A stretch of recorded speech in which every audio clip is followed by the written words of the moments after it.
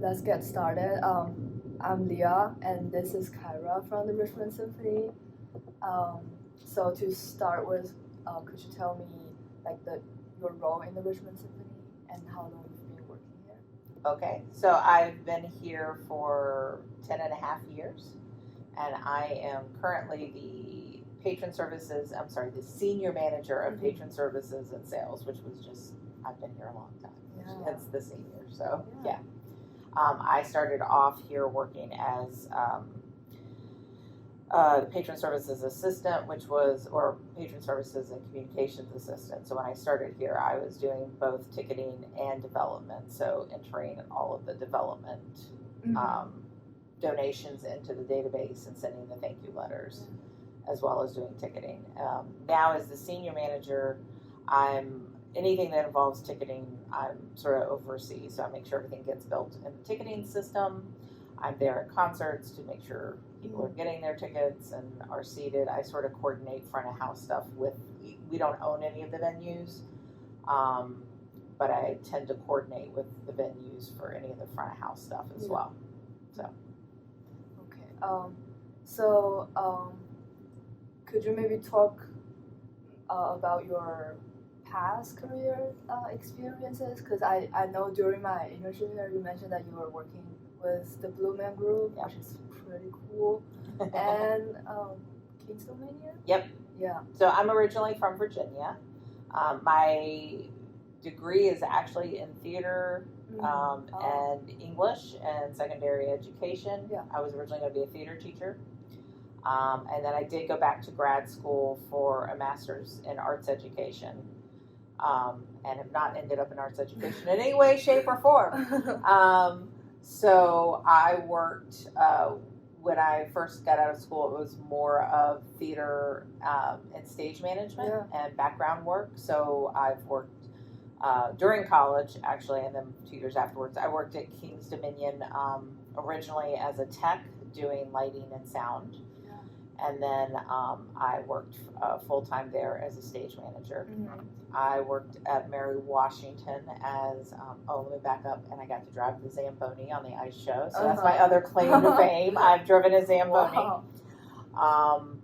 When I worked up at Mary Washington University now, was a college then, I ran their auditorium where all the music groups perform, and then they have like the Fredericksburg Forum there and concerts and things. So I was the manager of that theater. And then after I went to grad school. After grad school, I worked for Blue Man Group. That was a side job running lights. At the same time, I was working for an organization called Young Audiences of Massachusetts. Young Audiences is a nationwide arts education organization, and most of them either schedule one-off performances or residencies in schools. That's the primary focus, and so that's what I was doing. Is, for lack of a better word, I was sort of a booking agent. They didn't like to use that term, but that's basically what I was. And so I did all the contracts and things and coordinated schedules for the artist. And then I had a 5-year break where I was running a brewery with my husband. Yeah, you mentioned that. I owned a brewery, and then then we moved back to Richmond, and I wanted to get my foot back into the arts, and so I found this job, which even though I was in choir in school, but my focus had never been music specifically. But it was a foot in the door, and then I've just stayed here. So yeah, and there are also interrelations between stage management and theater. Yeah. Well, I did a lot of database. Like when I worked at Young Audiences, it was all database work, and then I did when I was in Williamsport running the brewery. I did for a couple of years also work at an arts center up there, again in their fundraising. Yeah. And while their house manager was on maternity leave, I did a lot of house management work. That again had a lot of database work. And in the long run, that's all a ticketing system is a database. Yeah. So once you've learned one database, it's just learning about how to navigate that particular database. It'll have its own quirks. Yeah. But once you know how to run a database, you can pretty much run a database anywhere. So that always translates. But I'm curious, 'cause since like the audiences are different, like theater audiences and like maybe classical music audiences are different. How do you see like any differences working here, or like? That I did.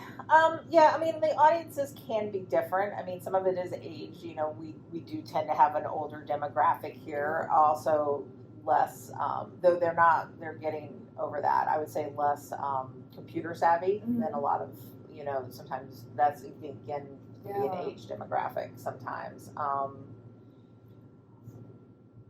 But I'm trying to think, is there really much difference between,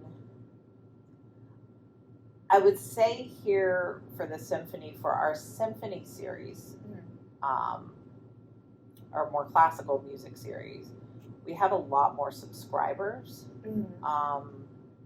And subscribers can be a bit different. It's more about subscribers versus single ticket buyers. So different expectations from their customers, like in our customer service work with them. So, you know, our Symphony Series subscribers, they know what we offer, so they're looking more for ticket exchanges. They don't necessarily need, they don't always need all the extra information, but they also need extra attention because they're the people who come back year after year after year. So they know the basics, they know what to expect, but you also sort of want to go above and beyond because they're your regular customers. Right. When you have single ticket buyers, that's more of the customer service work you're doing with them is more about sometimes educating them on coming to a concert, what to wear. You know, some people have never even been to a symphony concert before. What do I have to dress into a tux? No, you don't. Right. So where to park, where to get food, and will they have food there? And they, especially when we do a classical concert and somebody who's brand new, it's a lot more telling them how a concert works. Yeah, I do have a question about that. So like when you are kind of introducing, like soliciting new audiences or new subscribers who have never tried classical music, sort of like that, do you have any strategies to like make classical music more appealing? Well, you know, you have to be careful. I think there's this sense of trying to, there's this attempt in marketing sometimes to try to be like, it's like a rock concert, and it's like, no, it's not. Like you're just going to disappoint them if you make it sound so completely different.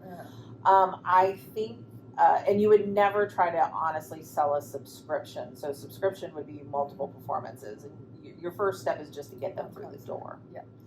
So one is, you know, we do our pop series specifically to let people know that orchestras are all around them. You know, you're hearing orchestral music all the time, and you don't always realize that you're doing it. So that's why we do these pops concerts and movies, and sometimes that gets somebody in the door, and then a lot of times you'll offer them a really discounted ticket to come back and hear something else that maybe is outside their norm.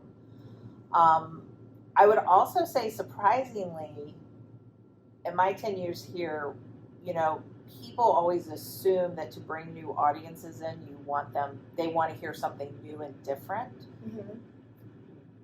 I find that's not always true. They want something that's relatable to them. So that could be music they've heard, you know. People have heard music, like we did Carmina Burana this year. People know Carmina Burana, they just don't always know they know it. So make sure that they're like, this is something you've heard before, but now you're getting to hear it live, and the experience is so much different in person. When we did Beethoven's Fifth, that's another one. Everybody knows that, and I'm like, and I started asking people, have you ever heard it live? And they're like, no, I haven't. And then they think that would be a really cool experience to hear it live, and so that's getting them in the door. So a lot of times it is often about actually introducing them to music they already know first. And then while they're there, you know, of course we always play something else that's different, but, you know, usually has a similar theme.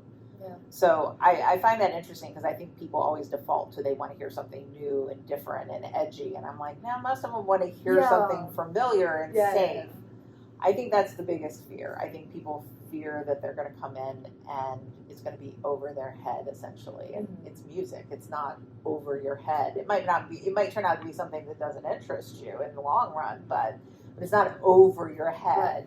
It's like art. You can go in and like a painting or not like a painting. You don't have to be able to deliver the full history of the painting and what it was painted with and the artist's history to appreciate whether you like it or not and what it makes you think or feel. And it's the same thing with the concert. You don't have to know all the intricacies of music to enjoy it or not enjoy it. So yeah, and this is super interesting because like people like familiarity, so people want to find things that like they're familiar with, and that's like what attracts them. Yeah. And of course, you probably know we've always done this, but I think we've been doing more and more of making sure that we have diverse composers now and diverse guest artists, and that also helps too, because in that case, it's the familiarity of someone who looks like them.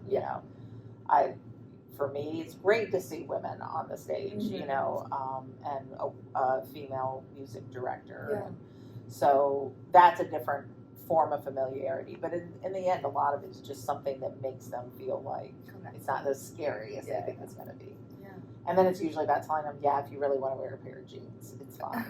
You might get a little side eye. But.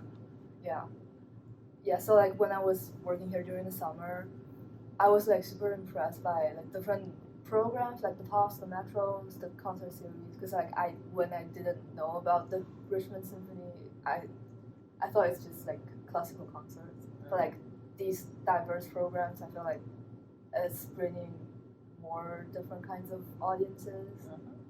But like I do want to ask, like when you look at maybe the past ticket sales, do you see any maybe like certain program, maybe the pops or like the metros, did certain programs attract certain groups of people more? I mean, yeah, again, it goes back to, I think we still fight with having an older audience for our classical and our younger audience for the pops. Yeah. We are combating that concept that the symphony is for rich white old people constantly. Let's be honest. If I'm going to be very blunt, that is often the demographic. But I think we're actively working on that. And again, part of that is making sure that there's diversity in the faces people are seeing on stage. We can do that with guest artists, a diversity of our composers. We do blind auditions as well, but it's a hard stereotype to get over. And we have really all our tickets start at 15. But this is how hard not stereotypes, but that concept of this is what the symphony is for is to get over. So I've been here for 10 years. The entire time I've been here, our tickets, until 2 years ago, they started at $10. Now they start at $15, right? $5 difference, right? But basically, we've had tickets for less than $20. It's somewhere in our theater, right? They are in the back or to the side, but they're affordable tickets, and that is something that we do specifically for accessibility. We want the symphony to be accessible to everybody, so we don't want them to be unaffordable. I will still have board members go, someone told me the tickets start at 15, but that's not right, is it? I'm like, you've been a board member. You've been a board member the entire time I've been here. And we have said this over and over and over again. And yet even the board members who are intimately familiar with the orchestra still are surprised that we have such cheap tickets. And it's just such a concept that they have a hard time getting out of their head. So, and also it's like the sales versus making it more accessible. I'm sorry, say that again. It's also like it's also like the sales versus making it more accessible. Yeah. It's a hard. It's just a hard idea that's out there that's hard to get over, you know, and that's our biggest challenge in a lot of ways is just telling. You don't want to make it sound like it's a rock concert, but you also don't want them to think that it's not for them either. You know, that it's you want to make sure that people know it's for everyone. And it's for people who only have $10 or $15 in their pocket. It's okay if that pocket is a jean pocket and a T-shirt. That's perfectly fine. And the other, I think, biggest challenge we run into sometimes are our own audience members. So we tell people over and over, we don't care what you wear to the symphony. We're not there to look at you. We're there to hear a concert, right? And we do, unfortunately, we can do everything we can to make people feel welcome, but we do still have a few people who will sort of like, they wearing jeans to the, you know, and I feel like we're getting less and less and less as we go, but there were for a long time people were like, I can't believe you let people in here in jeans and tennis shoes and be really upset. And I'm like, and then in the same breath, they'd be like, this house is half empty. What, you need to get more people here and you need to get younger people here. And I'm like, well, stop scaring them off. Stop giving nasty looks to someone who shows up in jeans and a T-shirt. Don't, you know, if they take a quick picture, don't yell at them, you know, give them a little flexibility on it. So, and I think, again, we've been working on that too, and we're seeing less of those sort of thoughts now too. People are opening up, but and I can understand that. For a long time it was something you dressed up. Right. It was their tradition when they grew up. Right. It is a change in tradition, and it's sort of hard for them to change that thought process. So. But do you see like more younger people coming to the concerts? Yeah, we're getting it younger and younger, I think, all the time. So, and of course, you see them more at the Pops concerts. That's not. Yeah. The Pops concerts are always a challenge because, again, I feel like there's this sense of we can get someone who went to Harry Potter to then come to a classical, and sometimes we can, but it's a hard lift to getting them to come to. You know, those people come to that because they're Harry Potter fans, right? They're not classical music fans. They're not orchestral fans. They're not going to necessarily just up and change their entire listening pattern. So. Yeah, that's what I'm curious about. Like, if they're only attracted by these certain programs, like how do you make them maybe go to more other programs? Sometimes it's about, sometimes, you know, you just don't. Like, it might be something that's so random that they're never going to come back to something else. But you do, you know, when we do our post-concert emails, we try to recommend other performances. We will occasionally, if we have something, like we did Video Games Live a few years ago. Very popular. We had people flying from Puerto Rico here. Wow. Why? Okay, all right. So if we do something like that we think, oh, this might really appeal to them, then that might be a group we'll go back and offer them a big discount to come back to see something else. Right. And get them through the door again. But you do really have to sometimes look for the Pops concerts. You have to look for those connections. So, but they're there. So, and usually at the beginning of every year, we sort of look and go, where are these concerts that, like, so this year we have a concert on our symphony series that has a Gershwin, but then it also has other sort of dance music from the Americas. So it has Gershwin and Bernstein, but then it also has South American composers on it. And so that's a great one when I have someone from Pops like looking for something else. I'm like, hey, have you thought about trying this? You know, and you sell it with the Gershwin, but then they're going to hear other stuff. Yes. So. And it's a symphony series. Yes, and it is a symphony series, so it gets the foot on the door on that. So.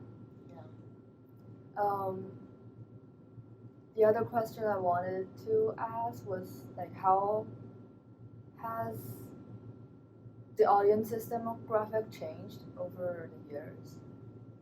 Like, and how has the symphony adapted these changes? I mean, it's like I said, we're seeing younger audiences, and I think we're seeing more diverse audiences. And I think you're sounding like you're asking like how are we reacting to the change, but I don't. Is that what I'm hearing from the question? Yeah, I'm asking like maybe as the symphony get more famous, more people from like different communities and cities, maybe more age groups, like how the programs has changed and like maybe how the way you sell tickets to different kinds of audiences has changed. I don't think it changes how we're selling the tickets. I think the audience change is because of we're proactively going for that. So the things that I've just been talking about, like we're making sure we have diverse guest artists and we're having diverse programming. Right. Those things are being purposely done to adjust that demographic to make it more diverse. I don't know that it necessarily changes how we sell tickets. And I don't know that our marketing, well, I'll talk a little bit about marketing in a second. I will also say there has been more concerted effort, which we've done. So we started a few years ago, we started our Big Tent initiative. Big Tent. Yes. So we fundraise money for a tent, which we carry and do community programs. So those were usually free concerts, and those were specifically planned with the community. Yeah. So that was a very, pointed way of bringing a different audience to us, or us really, let me rephrase that, us going to the different community. Right. And they really were neighborhood events, so they would have other neighborhood groups performing, and they always fundraised to buy instruments for schools in the area. So that was part of the purpose of those. Yeah. So we did that for 5 to 7 years. And since that time, we have had a change, pretty much big change in our leadership. So the tent is is becoming less of a focus, but we are continuing to do that community focus. So, for example, in January, we are working with a lot of local gospel choirs. We're doing a tribute to Richard Smallwood. Yeah. And we are bringing in a lot of gospel choirs into the theater with us just to perform that. We are working with the Virginia Opera to create an opera about the Loving Bee, Virginia. Yeah. That is because that is a story that's local to Richmond. Right. Or not Richmond, but to Virginia. And that's why we wanted, if we were going to create an opera with them, we wanted it to be about the state or something related to the community. We now have a composer in residence, 3-year composer, Damien Jeter. He is from Richmond. I'm sorry. Yes, Richmond. He's from Virginia. Pretty sure it's Richmond. He is writing the music for Loving Bee, Virginia. And then he is also, over these 3-year times, doing commissioned pieces. And we are specifically, some of those pieces are being commissioned specifically to tell stories about the area. So there's other ways that we try to get the community story told and the community involved. We work, we're making sure part of those diverse composers include the community as well. As far as actual marketing and selling, because I would say selling tickets, you're really talking about marketing. Interestingly, we are doing everything opposite from every other orchestra. Oh. I feel like we have gone back to mail. So my first 4 years here, everything was digital. And we were pulling away from print ads, we were pulling away from digital. Why is that happening? Well, we were originally doing that because just people weren't the print ads, because people are just not buying newspapers and magazines as much as they used to, and also just print was so expensive and mail was so expensive, and so everybody was going digital. It's not just us. I mean, my sister-in-law sells jewelry, and she's slowly working her way out of the company because they're going digital. They're not doing print anymore. But then when our new leadership started, we started working with a different consultant, and he basically does mailings. Every month we do a mailing, which is a bit expensive. It's much more expensive than digital, but it is getting results. Like we are one of the few orchestras that are back.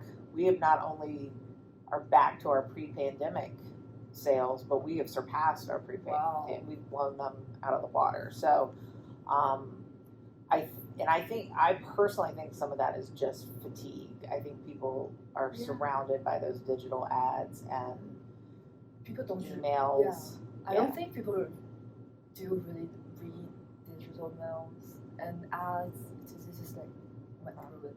You're so used to clicking. Yeah. You just delete. Yeah. So the nice thing about the physical is you have to at least touch it and see it, and then a lot of times people are like, oh, maybe that'll interest me. They slap it up on a refrigerator.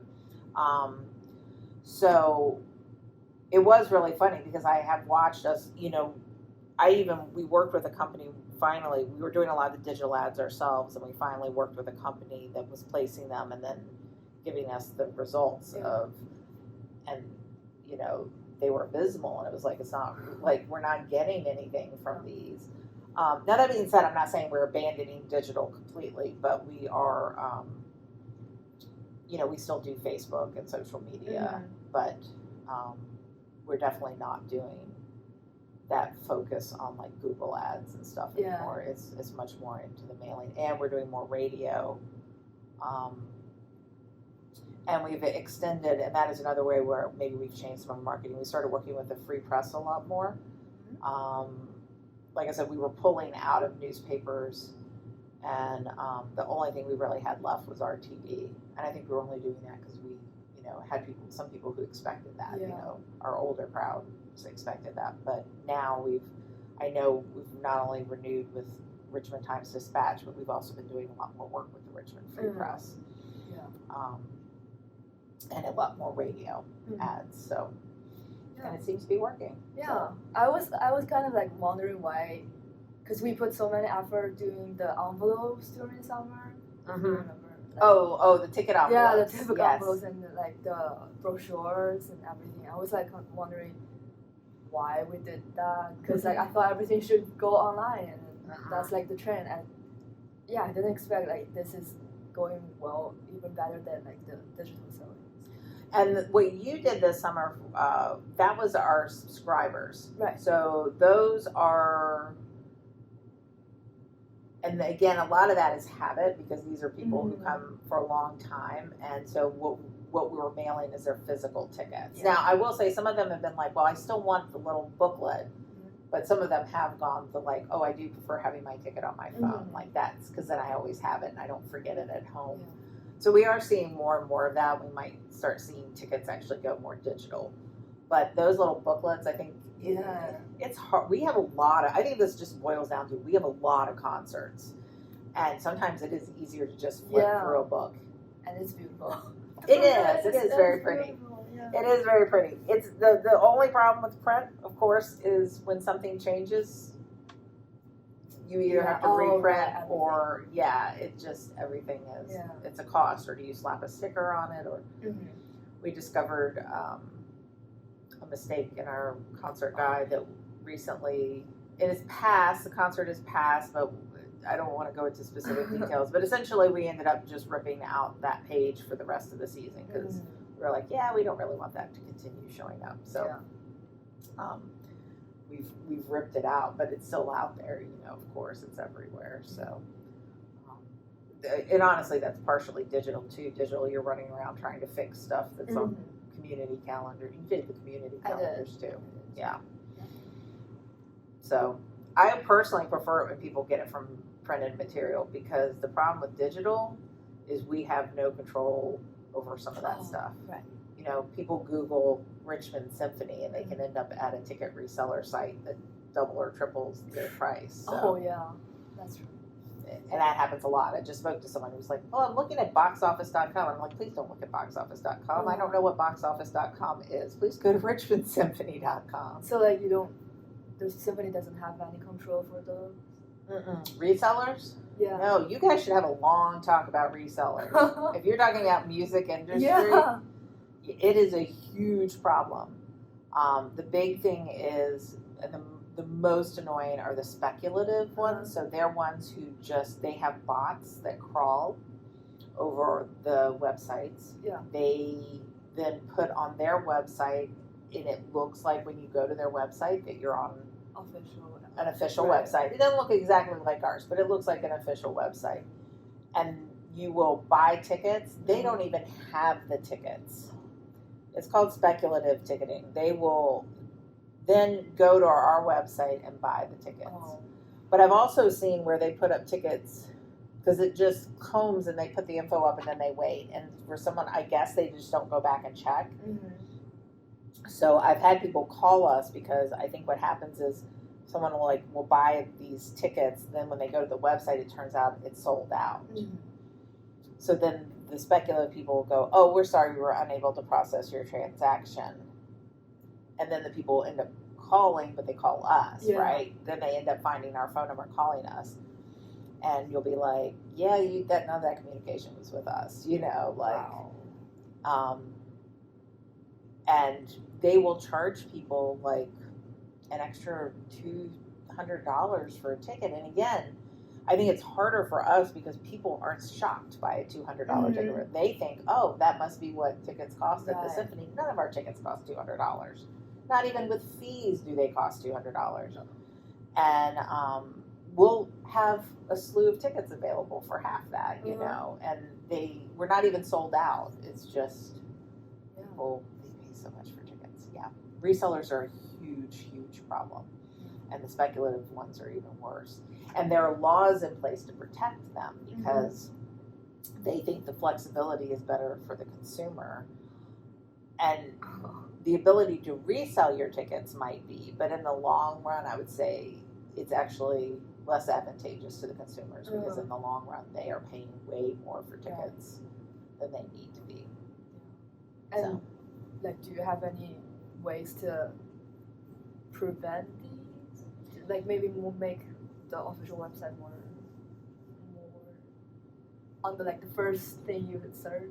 If you have a lot of money and can pay that Google ads for that, absolutely. But we don't have that money because we don't gouge our customers. So no, it's really hard. It's legal, and they have more money to end up at the top of the Google searches. So it's that's a problem. It's a huge problem, and I'm trying to think. The other thing which we have not had this problem with, but I'm sure in some ways ETIX is. We are paying for it because I'm sure ETIX is having to deal with it, and then it's coming back to us in fees. Right. Sometimes these people will go in and buy like 10 tickets for something and then try to sell them. And then when they can't get anybody to buy them, they will then come back to ETIX afterwards, after the concert. That's the worst. After the concert, after there's no chance of us selling the tickets, and they will claim that they didn't buy those tickets, and they will challenge the charge, and a lot of times the credit card companies will give them their money back. So then ETIX loses that money too. Wow. So we couldn't sell the ticket because they were blocking it, and then they were like, "Oh, well, we didn't buy that." And everything's online, so you can't really prove. There's no signature to send that they did it. Wow. So here we can do, one of the things we can do is we could put a geographical block, but then if you are using especially for a college student, if you're trying to buy tickets to something and your credit card is associated with your home state, you're going to be blocked, and you're going to have to come to the box office, and people are like, "Well, I'm not going to bother with that." So it's just a lose-lose situation. Yeah, and it must happen to other performing industries a lot. Oh yeah, I mean we're mildly affected. Ballet, Nutcracker, that is a nightmare for them. I don't think you could pay me enough to work the Nutcracker. And then if you have somebody big who's performing, I can't imagine. Right, the reason prices. Yeah. So I'm sorry, that was a whole tangent. I just no, it's interesting. I never thought of that actually. It's a huge problem. Yeah. So I much prefer it when they get to book it and they go richmondsymphony.com. Let me type that in. So wow, that's the disadvantage of everything going online. Yeah. If They are supposed to be working on it. There are currently a bunch after the whole Taylor Swift debacle. Mm-hmm. Oh right. They are now working on laws that are supposed to. So there are like a conglomeration of venues and like the orchestra leagues involved with that, like trying to make sure that those laws are actually effective and helpful to everyone. Mm-hmm. So yeah. Let me look at it. I think we have maybe 2 more questions. Okay. Yeah. No. Yeah, I want to go back to the programs we talked about. Mm-hmm. So like, I'm just curious with this, like, different kinds of new audiences coming, and then we have different programs. Do you ever have this concern, like, because obviously, like the movie series, like the Harry Potter are more famous, you can say, attract more audiences than maybe just like the classical concerts. Do you ever have this concern that like you don't see the classical concerts where they should be going, and then maybe there will be more and more emphasis on the popular ones other than the classical ones? No, I don't think so. I mean, I think that's always a worry for everybody, but no, I don't. I think the Pops concerts sometimes can help underwrite the other performances. Does that make, like, it's sort of like the ballets always. I always find the Nutcracker the easiest one to explain that, like, right? Yeah. Ballet companies do the Nutcracker every year to pay for the rest of their ballets. Like, right. that's how they work. But no, I mean, I haven't seen that trend. I mean, I think there's always that concern. I think, and, you know, I did talk about we were bucking the trend in a lot of ways. So we continue to have really strong subscribers. Mm-hmm. I don't even know why, honestly. I don't know what it is, but we have a really strong subscription base. And subscribers are what you want, because they're the people who come back year after year after year. They're the people who will hand you $2,000 at the beginning of the year, not even caring what you're planning to play. And that's about trust. It's building trust. Mm-hmm. But I will say, and maybe some of that is because of the Pops concerts and popularity, maybe it's change in demographics, but more people are finding, more orchestras are finding subscriptions going down, or people looking for more flexible types of subscriptions. So they're looking for more like, I pay you $100 and then I can pick 3 concerts and just come when I want.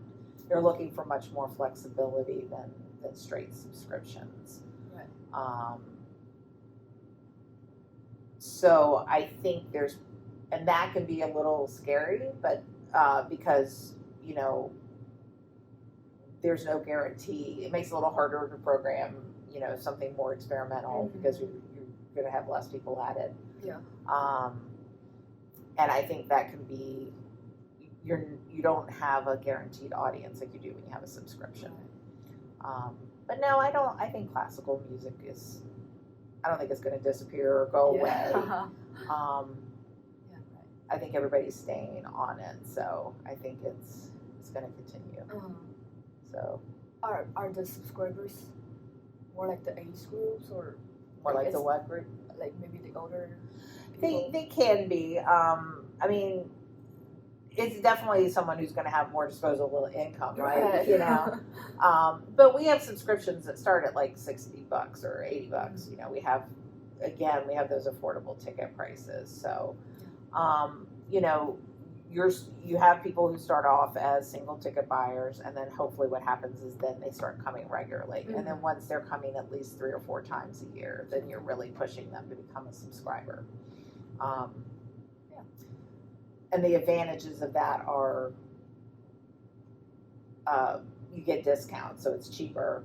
And then we offer flexibility. I mean, and most theaters do. We offer flexibility. Like if you can't come one night, you can exchange your tickets. You can cross over and change it to a Pops if you need to. But for us, a surprisingly large number of our subscribers really like their seats, and they get their same seats every year. Once you're a subscriber, you get those seats. Oh, yes. Which surprises me, too, because I listen to the orchestra with my eyes closed.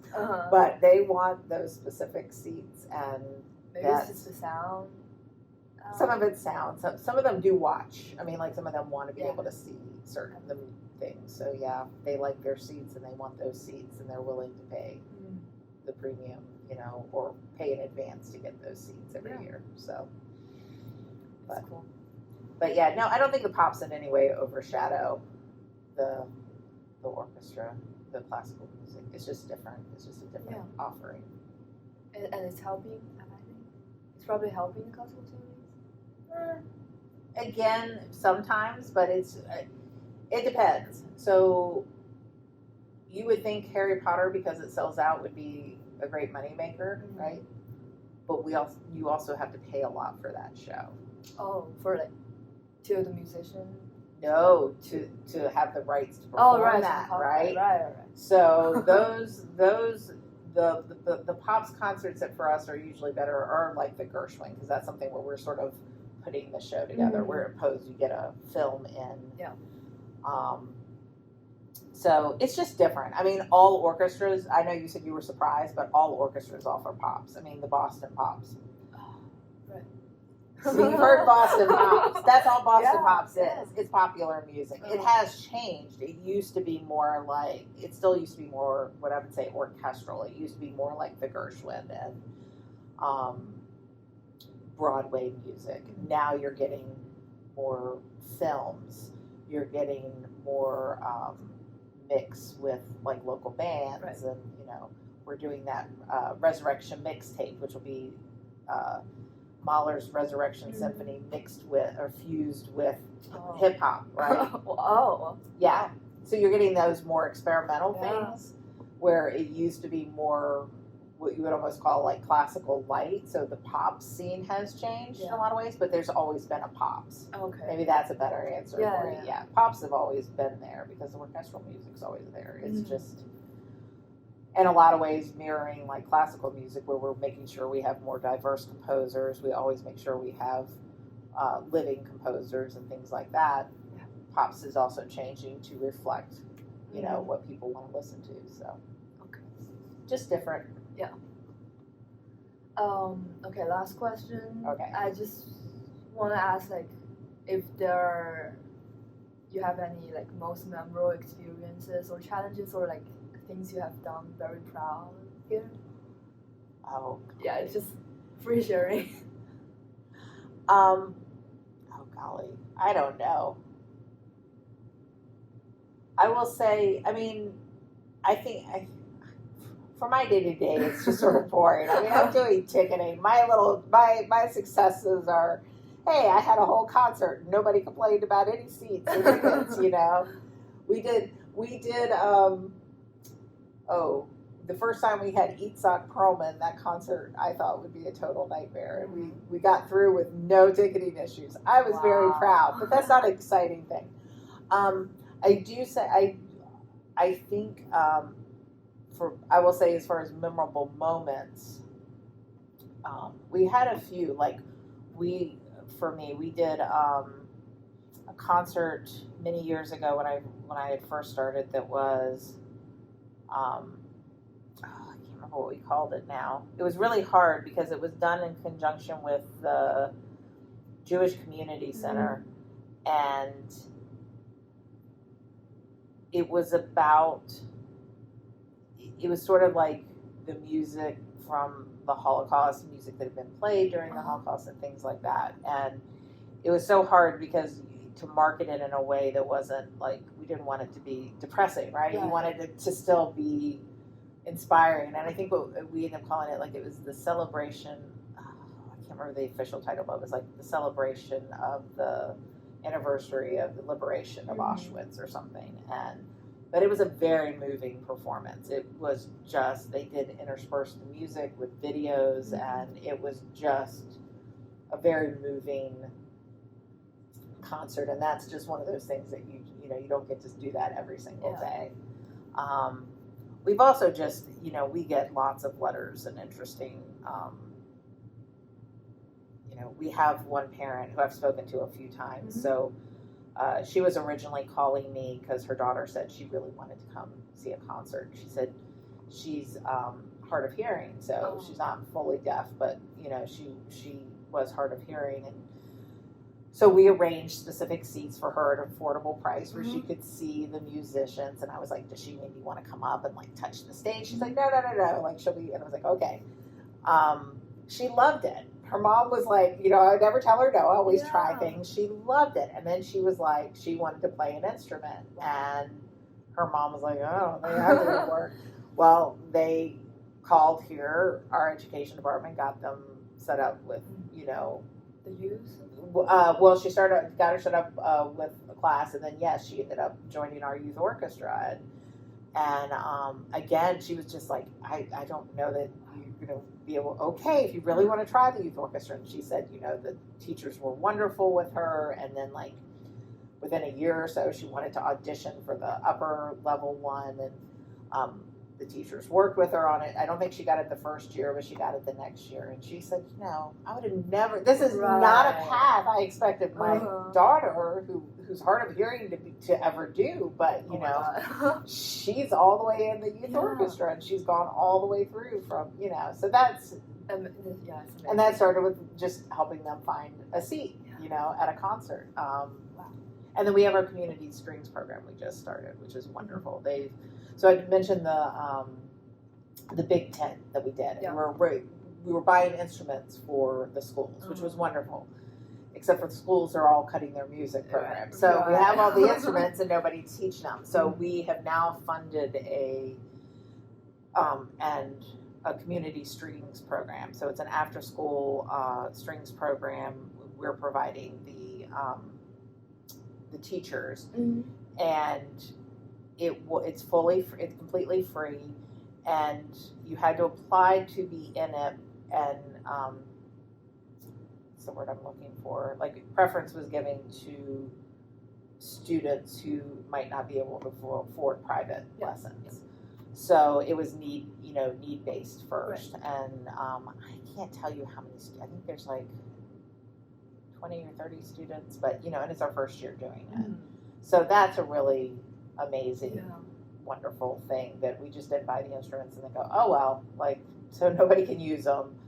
Now we're making sure that those are getting used, and you know, and those will be the next audiences. Right. If they're not the next musicians, they'll definitely be the next audiences. You know. Wow. So it's amazing. So it's kind of like the power of music spreading around. That is changing lives through the power of music. That is the mission statement. You didn't even realize that, right? Changing lives through the power of music. That is, or the vision statement. I'm sorry. That is our vision statement. So you guys are doing really great on it. Yeah. So it's a lot. It's a big story. It's a lot to tell. And it's like a small office and it's everything. I know. It's only 30 people here. Wow. Yeah. It's a staff of 30. And then you have, I don't know how many musicians total, because we have about 30 musicians that are core. But then you have, because of course, and I think people, I don't even, so my background is theater, so I feel like I learn something new every day. So you sort of forget that obviously every piece of music doesn't have the same setup of musicians. And so we have core musicians, but then we have subs that are on contract, so they are guaranteed so much work a year. And then we have sort of subs that we contract in. We have a list of subs that we bring in as needed. So and just pay them per concert. So it's a pretty complicated just having musicians on the stage, making sure you have the right complement of musicians on stage. You want to hear a fun story? We did Messiah many years ago. I remember them saying, like, we're going to have to start 5 minutes late. And I was like, okay. Well, we had already planned, I take this back. We already planned to start 5 minutes late because Messiah is so long that we risk going into overtime, which is very expensive by the musician contract. So we can't, like a lot of concerts, we have a little leeway. If the audience is late, we can delay a few minutes. Well, so we pre-scheduled already to start 5 minutes late. We had no leeway to start later. I don't know if it was the tenor or the bass. I just knew it was one of them. I think it was the tenor. Soloist. We have 4 soloists in Messiah. The tenor soloist was sick. Our ops director called someone and reached him who's in Virginia Beach, and he said, I'm on my way as fast as I can. Wow. So he gets in, puts on his tux, gets in the car and drives. And as he's driving from Virginia Beach, which is just a nightmare drive, right? Like it's never good. It's never clear traffic. He's warming up. He pulls into the loading dock. Laura meets him, walks him out, walks him right onto the stage. He walks out and immediately starts singing. Like, that is how tight he was. She's like, now, now, now. And he walks on the stage just as his part is starting. Wow. And he starts singing. And it's on time. And but it was literally like, I've never heard of anybody being that close to on time. She was like, I think he literally had one line of music before he started singing. It was like that close. And I was like, I've done this for like 30 years. I've been in the theater and I have seen lots of, crazy last minute things happen on stage, but never have I heard that close. So, they would have just sung around him, I guess. I was like, what do you have to happen? She's like, I don't know. He kept telling us, like, I'm almost there, I'm almost there. She's like, just pull in the loading dock. Just pull in the loading dock. Go, go, go. I don't care where you park. That's fun. Yeah. Interesting. So, fun story. So, yes, getting musicians on stage itself can be a challenge. So, anything else? Or Yeah, I think it's perfect. Okay. Perfect.